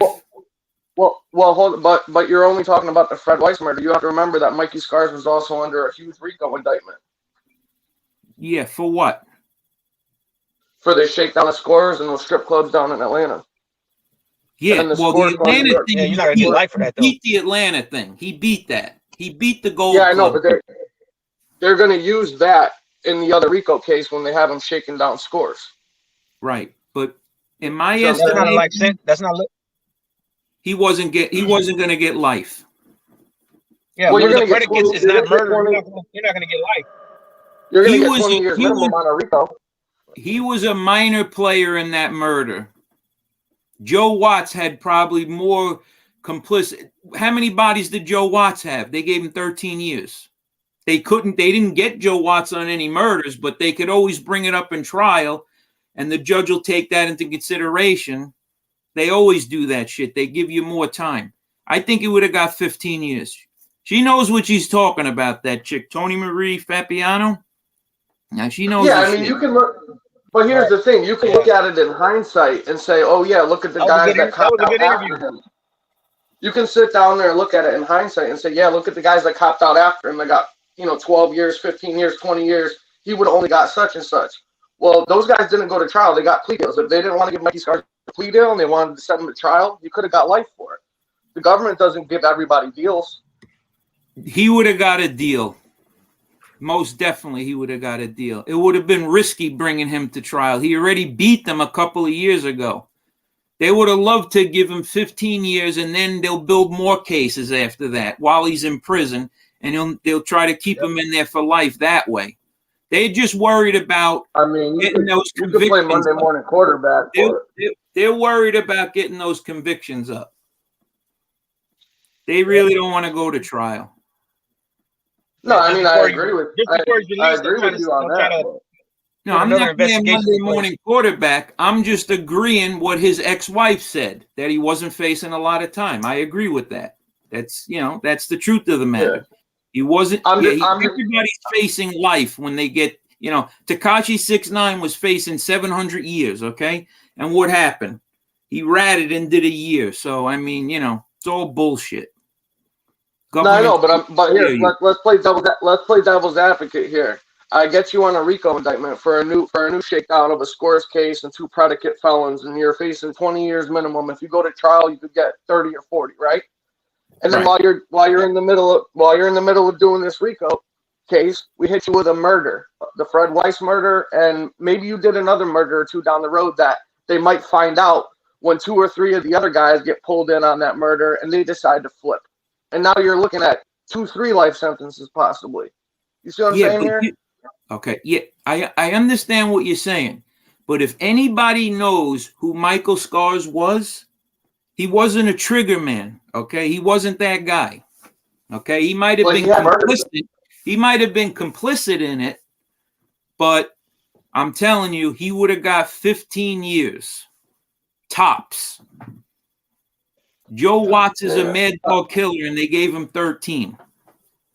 And they know they had Joe Watts for that kid, Taccone, that they killed on New Dorp Lane over here. They killed him. They found the kid in the freaking basement. They knew Joe Watts did that. Yeah, but I don't think that I I don't think the Fred Weiss murder was the only murder that Mikey Scars was under indictment for. I think he had another one he did originally when he got made that he did for the family, because he did an interview with this Trevor McDonald, Gary Jenkins or something like that. Oh.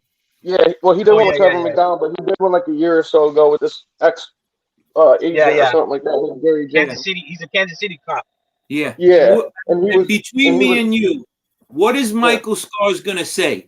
Yeah, I was facing 8 years. That's why I cooperated. No, they took my money. They screwed my wife. They did this. They did that. That's why I turned. So you gotta put that into perspective too. We're dealing with a guy. He is not truthful. Okay, half of these guys bullshit. Could he come on and tell that dude, you know what? Yeah, I was gonna get 12 years, and you fucking flipped for 12 years? No. They had him on life. They had this. It's going to be so much shit. You can't believe a word they say, man. Seriously. Yeah.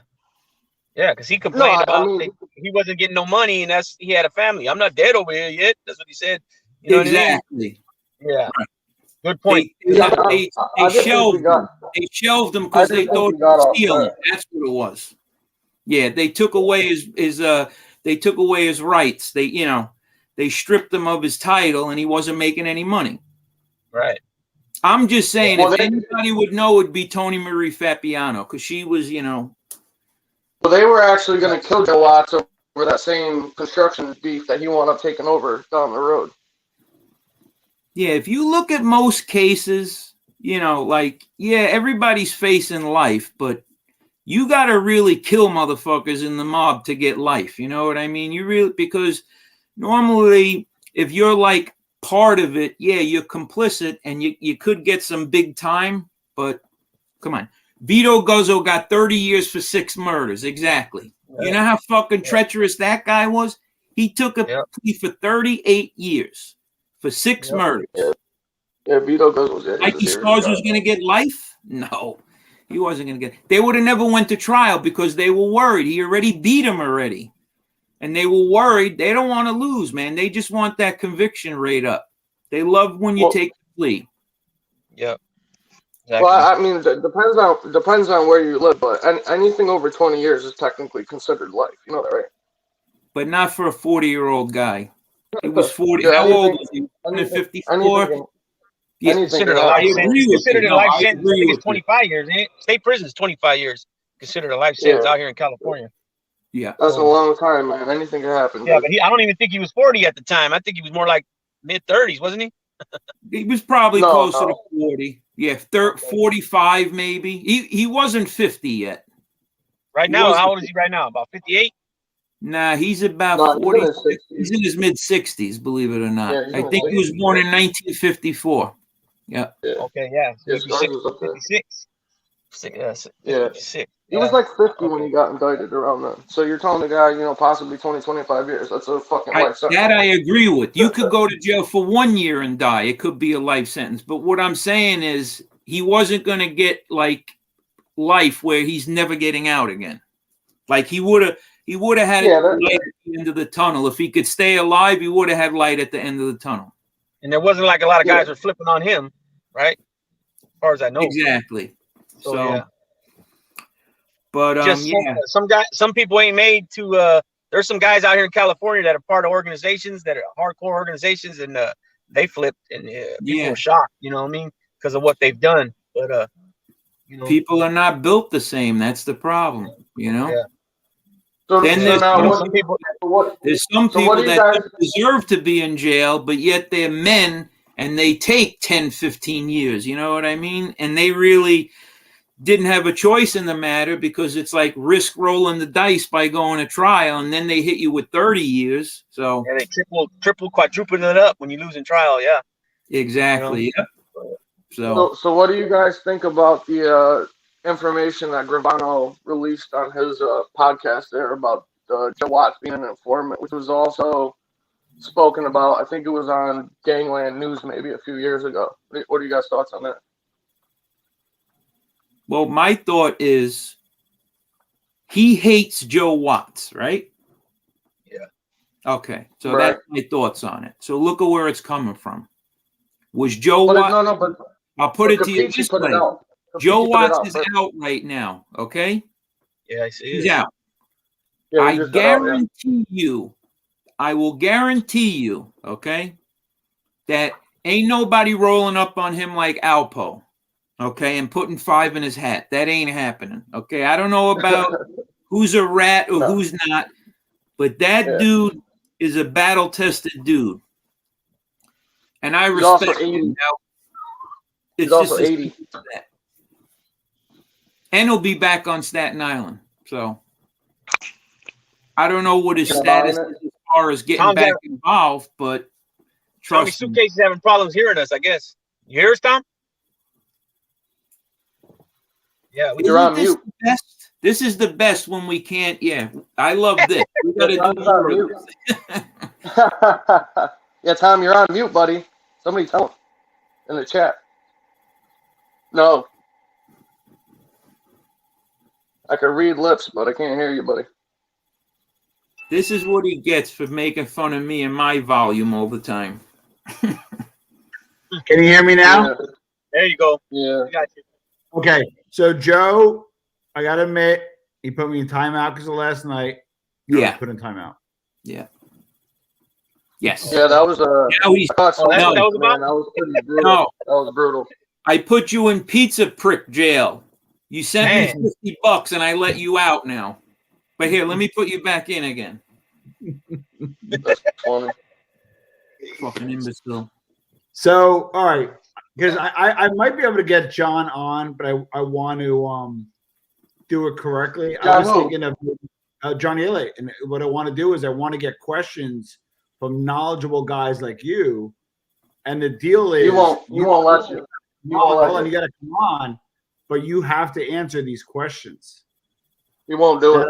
That are from you guys that are knowledgeable, not from me, because I don't want any bias. You get what I'm saying? He blocked me on all his platforms and tells everybody I'm one of the Gotti's nephews, dude. Sorry to hear that, if that's true. Oh no, it's true. I've been blocked for years, for about 4 years now. No, I meant sorry to hear if you're one of the Gotti's nephews. Oh no, I'm not. No, I'm not. No. Yeah, he won't take any real questions. I don't know. Yeah, I don't know if he would come on. He's probably not going to be super happy about this. Again, listen, I'm like a very straight shooter on this type of stuff. He was very good about coming on whenever I asked. He always came on directly with me, but we said everything he did. Where I felt a little sideways is as time progressed, certain things didn't make sense or certain things got uncovered. And that's my reputation. Now, granted, like last night didn't help, but in general, my overall body of work, that's my reputation. So I can't have this, so that was kind of the spirit of it. You know what I mean? Well, if you were trying to have him on, a year or two ago, I would say, yeah, he might do it. But ever since what Gravano said about him and all the other information that's come out, where people have finally started putting, the questions and the pressure on him, the guy's disappeared off of YouTube, not surprisingly. Yeah. This would be his first interview back, I think, if he were to do it, I think. Well, look at what when Lee Cole did that interview with him and his brother there, he knew that it was going to be kind of a tougher one of his not so friendly interviews where guys are throwing him softballs and just letting him talk because they don't want him to get up and leave. Lee said that he wanted to know the questions that they were going to ask before he came on. So if you're so truthful and you're so honest, why do you need to know the questions, and why are you trying to steer where this interview and stuff is going to go and what stuff you can't ask? Yeah, that's what Lee said. Well, that's why I would kind of survey the community on YouTube and a Big Lou and Common Sense is Tom at New Theory, my private email, not my private email, my email. And I'd like to maybe start getting some questions together. So if he were to come on, that there's no bias. It's, hey, leave Joe alone.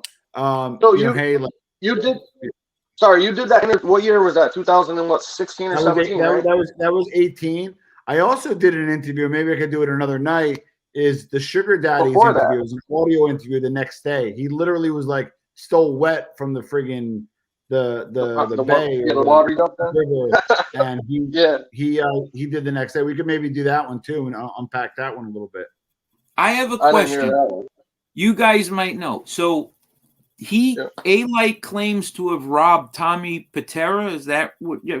So it's alleged that he stole money from one of his drug houses, and through one of my connections, there is a female or a hair salon owner that owns that place and can speak to it again. And I don't know where it'll land. Speak to what? They did do that? She owned the building of where it is, so she would be able to say, "Hey, A, it was broken into," and then B, supposedly or allegedly, he may or may like she would be able to either like confirm or corroborate it. Well, did you see what Nino Gadji had to say to Alite online about that after he heard what Alite said? What was that? Well, when Alite first came out and wrote a stupid little fake book there and started doing his little book tour with Georgie Anastasia, when he was on Facebook before he got banned, Nino Gadji befriended Alite, thinking that they were, both buddies in the witness protection program from the same place. They could be buddies. Well, when Nino Gadji, who was Tommy Patera's right-hand man, who ultimately, cooperated against Patera, wrong guy. got him. You're talking about Frank Ganji, not Nino Gadji. Yeah. Oh my God. Yeah. No, sorry, not Nino. Frank Ganji. Yeah. My apologies. Yeah. I'm sorry about that. Yeah. Got a million guys in my head right now. When Frank Ganji heard about that, Frank Ganji went out on Facebook and basically unfriended Alite and told him he was a fucking liar, and that if Alite ever even dared to rob Tommy Patera, had a problem with him, Alite wouldn't be walking around right now. Nobody survived.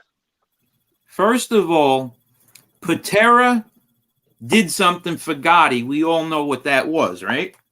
Okay. Yep. So, if John Alite is John Gotti's top hitman, right, and is close with him, right, he robbed Patera. You don't think Patera, as a made guy or a captain, is going to go to Gotti and say, "This cop robbed me. He's dead, and you kill him." And you want to know he's dead, and you kill him. I'm not going to kill him. You kill him for me. And what would John Gotti have done? Well, first of all, let's just go back to basic. Let's go back and here, Tom. You answer this. Let's go back to basic Cosa Nostra protocol. Can you have a sit down over a drug beef as a made guy? Yes or no? No. Exactly. So when Alite says that after he robbed Tommy Patera, they had to have a sit down over it, it would have been captain to captain. Patera's captain to Alite. And who was that? It would have been John Gotti Jr. at the time. And you think that he's going to sit down over a drug beef with another guy from another family? Hell fucking no. It would never happen. And admit it at the table, which would have been death during that time and era for him. So, and exactly, and not only would you be saying that, hey, my guy's in the drug business, but I want to sit down for it and have a beef with another family and another captain and another family. Are you kidding me right now? Who was Bruno's captain at the time? Was it Bruno? Was Bruno Tommy Karate's captain at the time? Yes, yep. Bruno. Yeah. Then he went to Frank Lino. Frank Lino. Yeah. Let me ask you guys this, and Rob Lito, if you could comment below as well. I always think like hitmen kind of have like their MO, right? And I don't see Tommy Karate getting 5 guys to do it. So if he was out, what would he do it himself? Tommy Karate, he loved doing that. Tommy Karate enjoyed it. He would have loved to chop that guy up, and that's what Frank said. Why would he send 5 guys? And number 2, it turned out they were Mexican. And again, how do you know they were Mexican? Well, I'll answer that. Hold on, I'll answer that. First of all, Alite said that they were Colombians because they were speaking some Spanish. He didn't recognize it. And then he changed it to Mexicans. And I've also heard him tell the same story and say that they were Jamaicans. I've heard him tell all 3 fucking stories. He's also changed the year of the event that it happened because when he realized in his book that Tommy Patera was in prison under indictment at the time, he tried to backtrack and say it was a mistake and happened a year earlier. Go read his book.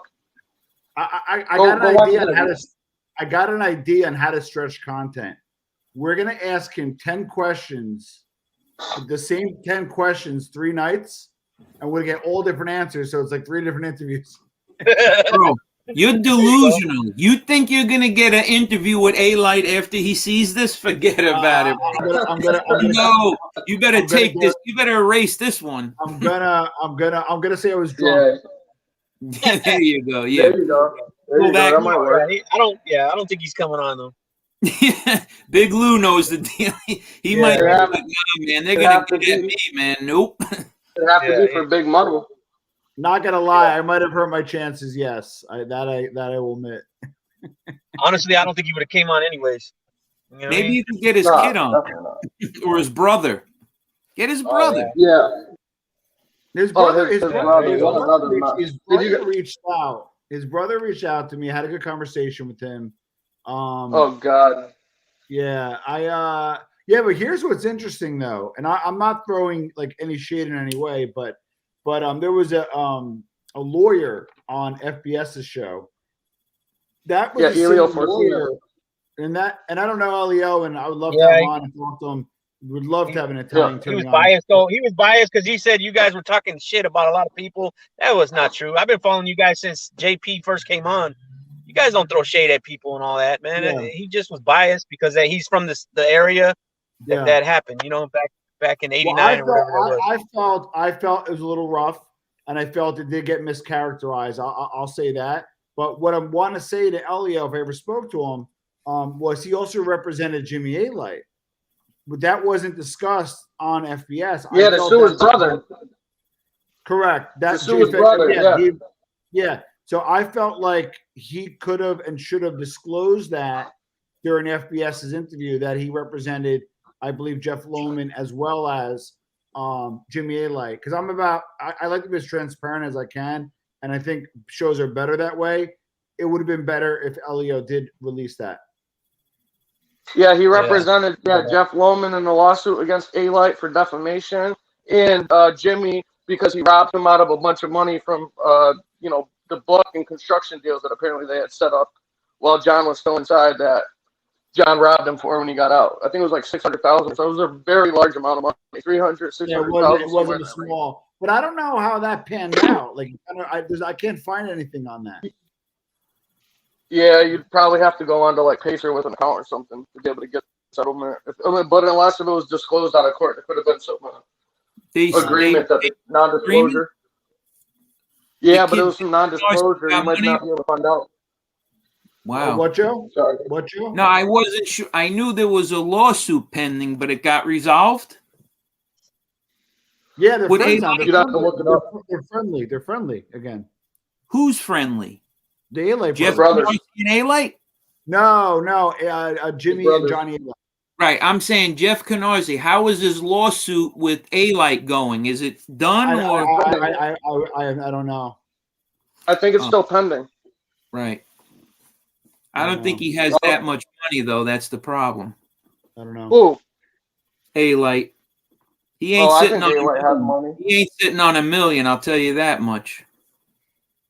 I don't know. I don't know what he gets paid for all the National Geographic fake fucking documentaries he does and the magazines and all these books and all this other shit. Who knows? Yeah. He might be worth $1 million. He might be worth $1 million. Yeah, I was gonna say his overseas ventures, they gotta be paying him good money to be traveling around all over fucking Europe. Yeah. Let me pose a question to the panel. In all fairness, they sent over, the G5, the camera, perp walk, the whole Brazilian breakout, and we're extraditing him, and there was a big to-do. I get the song and dance about it. Fucked up teeth. Yeah. So, let's start with common sense. Why did he get that type of press and recognition? 5 letters. GOTTI. Well, yeah. He was going to testify against Gotti, obviously. Yeah. So they're gonna drop. But here's the thing. Yeah. Here's the thing, right? People forget that Alite wasn't just the main star witness in the Gotti trial. He also was supposed to be the main star witness in the John Burke trial. Now, Alite bombed at the Charles Carneglia trial, and Alite doesn't like to admit this, but the only murder that Alite put Charles Carneglia on, which was the murder of Louis DeBono, he was found not guilty of. Then he went and testified in the Gotti Jr. trial. Gotti Jr. was found not guilty. The John Burke trial that happened after that, he bombed and was so discredited in both those previous trials that they didn't even call Alite, who was the star witness who got the indictment on John Burke for the 2 murders that he got convicted of. Was John Gotti Jr. not guilty, or was it a hung jury? It was hung. It was hung. Or right? Hold on, Common Yeah, go ahead. As I understand, the only trial, and I could be wrong, the only trial that Alite testified where it stuck, where there's a guilty plea found, was Charlie Koenig. Nope. Was that No. The murder of Louis DeBono, that Alite was the only witness that put him on that murder. He was found not guilty of that murder because Kevin McMahon, who was the adopted son of Charles Carneglia's brother John, discredited. He discredited everything Alite said.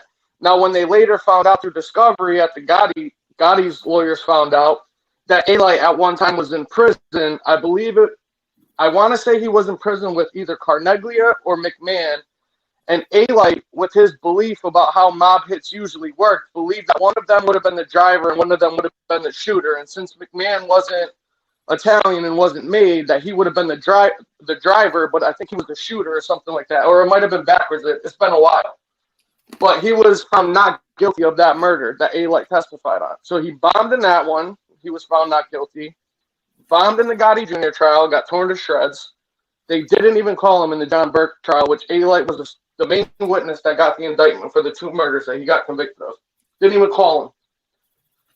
So hold on. So Alite didn't put anybody away.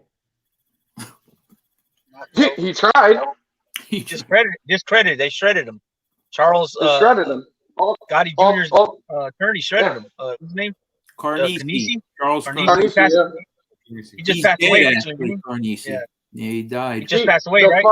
Recently. He passed away, yeah.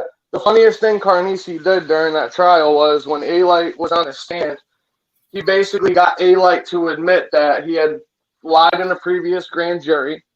He basically got Alite to admit that he was a good liar and said that he's been lying his whole life, where he takes a little bit of truth and tailors it and, fills in the blanks as he needs to, which he said on the stand. That pretty much says all you need to hear. And he's doing it to this day. What about, again, devil's advocate for a second, One-Armed Trucchio's opening statement? Yeah, what's up with that? He allegedly said that Junior and Alite were together in the drug business. What are your is that correct? And if so, what are your thoughts on that? Didn't he say first that he was scared to death of him first? Something like Ronnie Trucchio, who was using little Joseph Carrazzo as his attorney. Carrazzo couldn't make it, so Ronnie Trucchio represented himself during his opening statement, which everyone knows the opening statement can't be used against anybody. It's just an opening statement. It would basically be akin to, hearsay. But he did say, I don't know why I'm in this indictment. This whole entire investigation and indictment stems from John Gotti Jr. and John Alite, who were drug partners back in New York, and I haven't spoken to this guy in 20 years.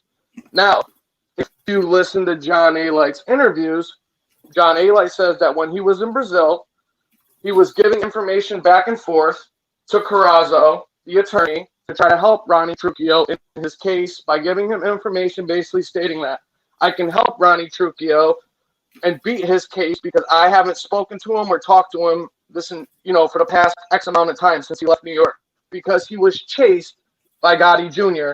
and all the Gambinos were ordered that he was not allowed to be spoken to or recognized post, I believe it was 91 or 92, which John Alite admitted, which also came up during the Gotti Jr. trial when Gotti Jr. presented those letters that John Alite was writing. And John Alite's brother Jimmy, before they became friends again, also admitted that he was the one that was hand delivering these letters to the club to Gotti Jr. trying to make amends and save his brother's life. He won't tell you that today, but if you can watch, I don't know if Gunnar Lindblom still has the interviews up with Jimmy Alite from about 3 years ago or so. You can find it, and those are his words.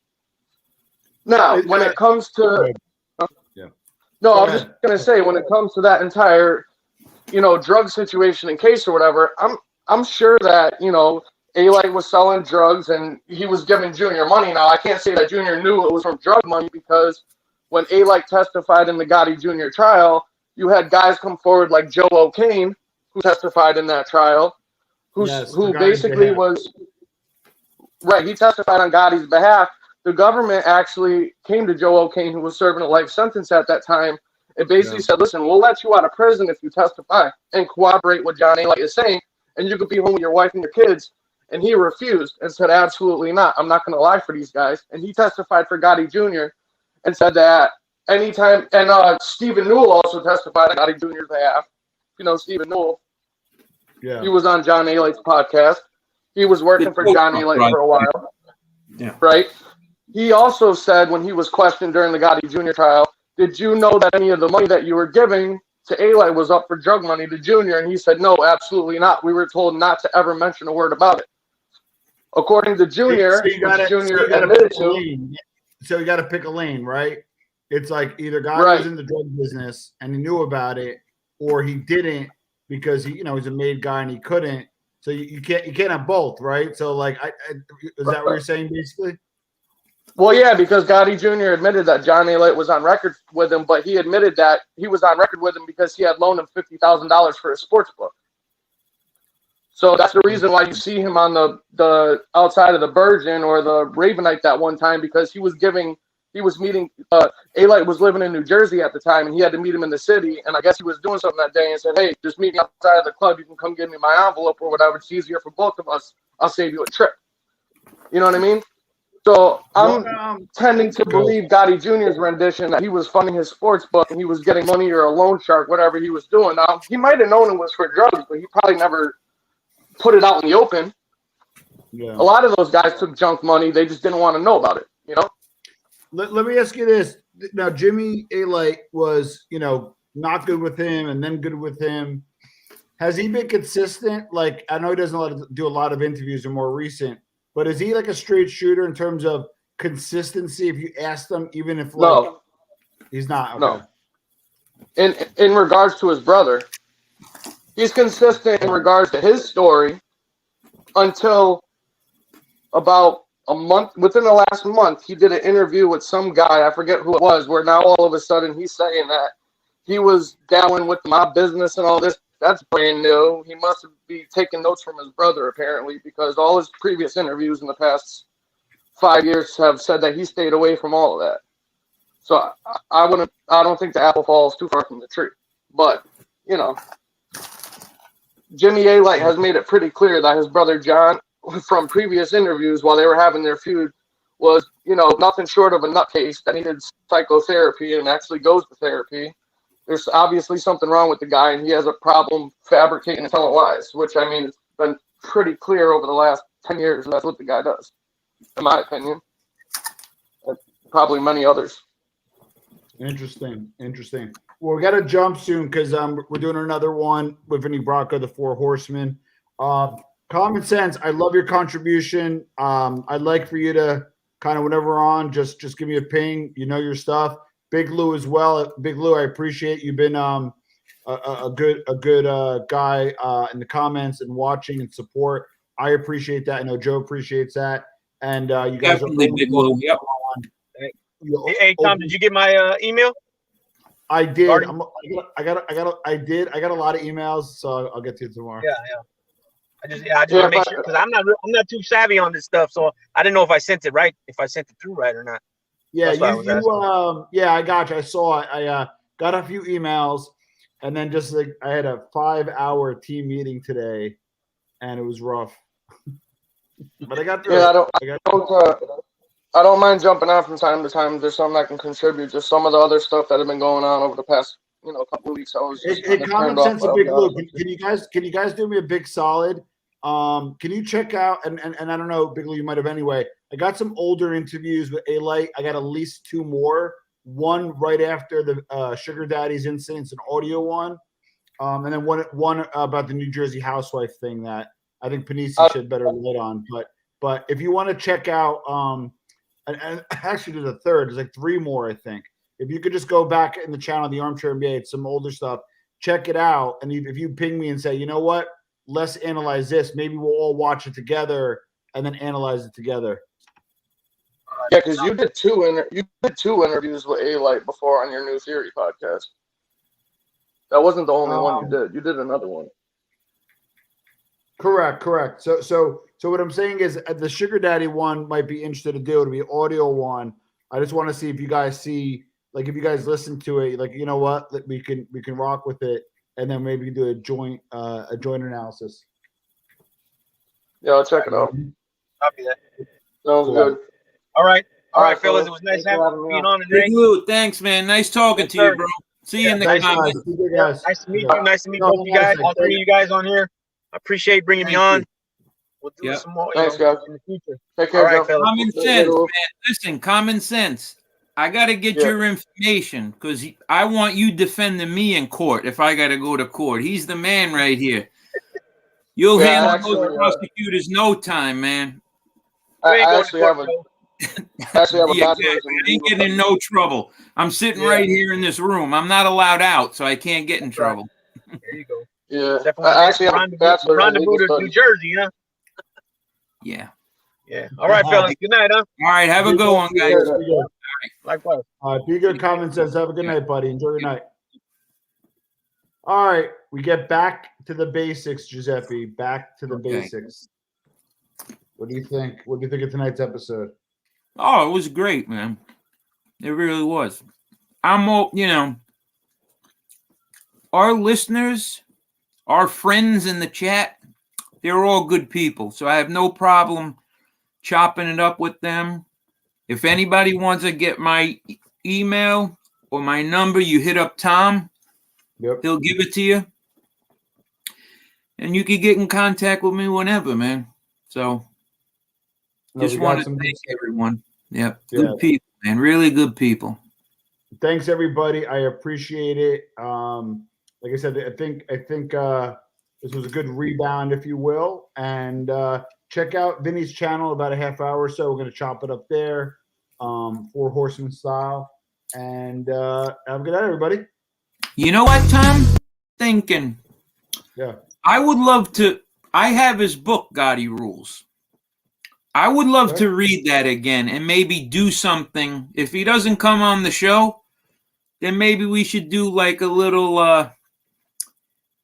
some of his inconsistencies in the book. You know what I mean? Like I know a couple of them off the top of my head, but I don't think he's going to answer any questions. I don't think he's going to answer serious questions if he comes on. So I mean, I've been listen. I've been pretty good to him over the years. I've been fair to him. I had him on a show when he wasn't known. Right. I have a smaller platform, but nevertheless a platform.